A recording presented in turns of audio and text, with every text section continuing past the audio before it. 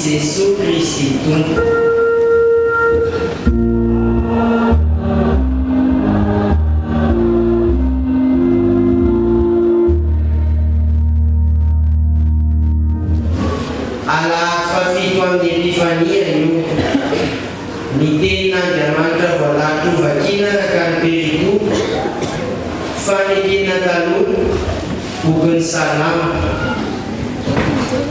Salam fadiny am'zato raisina manomboka amin'ny aniny vahavity.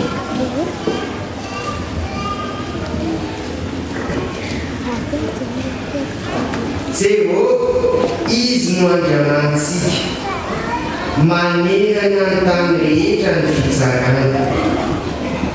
Mahatsiaro ny fanekeny mandrakizay izy dia ilay teny izay voadidiny manontany karivo mandiny. Eny ilay natao tamin'ny Abrahama sy ny fianianany tamin'ny Isaka, izay naorony lalàna ho an'i Jakobo sy ho fanekena mandrakizay ho an'ny Israely, ka natao hoe omeko anao tany Kanana ho lovanareo voazara amin'ny famolaina.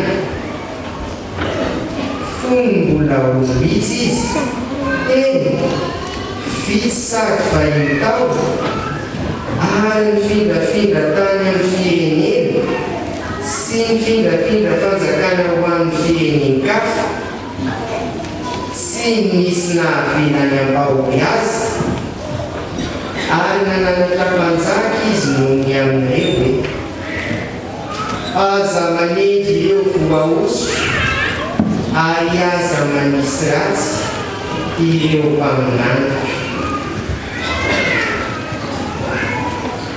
Hotohizana ao amin'ny fanekena vaovao. Taratasy voalohany soratan'ny apôstôly Paoly ho an'ny fiangonana tao Korintho. Korinthiana voalohany toko faha 1 raisina manomboka amin'ny andiny fahatelo amby roapolo.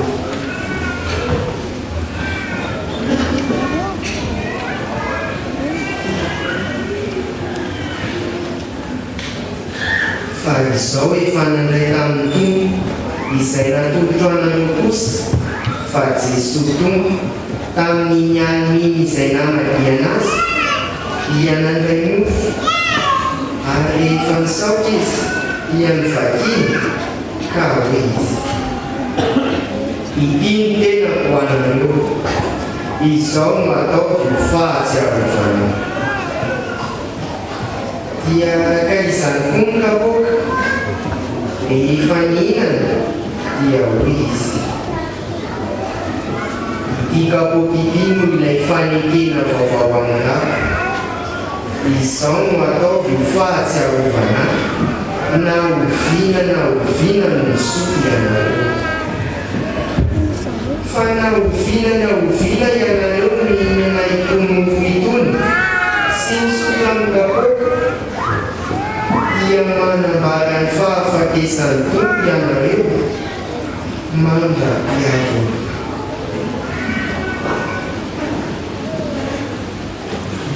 Ho faranana ao amin'ny filazantsara masina araka ny loha. Io ka toko faharoapolo raisina manomboka amin'ny andiny fahaefatra amby folo. Ary avy amin'izany manankinana ny teny amin'ny anaran'i Jesosy Kristi.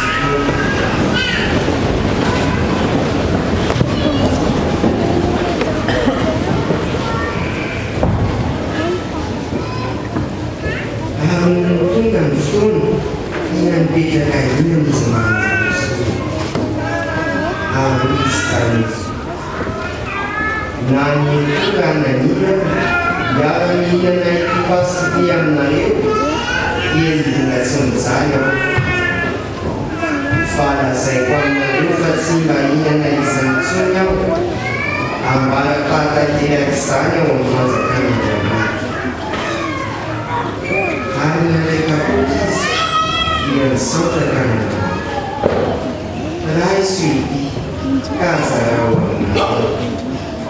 falazaiko aminareo fa hatramin'izao dia tsy sotro ny vokatry ny voaloha fitsony aho mandra-pahatonga ny fanjakana Andriamanitra. Ary nandray mofo izy, ary rehefa nisaotra dia ny vakiny ka natolony azy sary nataony hoe: ity ny tenako izay omena ho anareo, zao no ataovinareo fahatsiarovana. Ary araka izany koa ny kapoaka, rehefa vita ny sakafo dia hoy izy: ity kapoaka ity ny fanekena vaovao amin'ahy izay ahidiny ho anareo. Masina ny teny Tompo.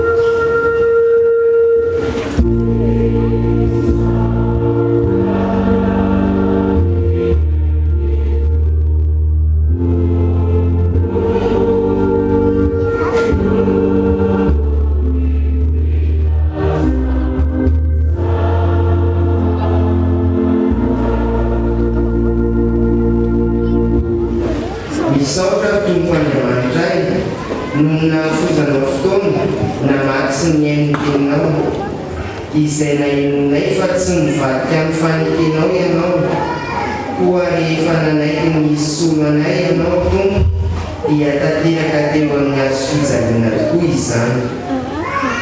Raha mikasy ny andalana be kokoa izay teninao izany izay Andriamanitra dia mangataka ny fanahinao masina aminao anay tsirairay avy na ny mpitolona na ny mpitolo na izay mpiaina noho Jesosy Kristy Tomponay no anaovanay izany fahavazana.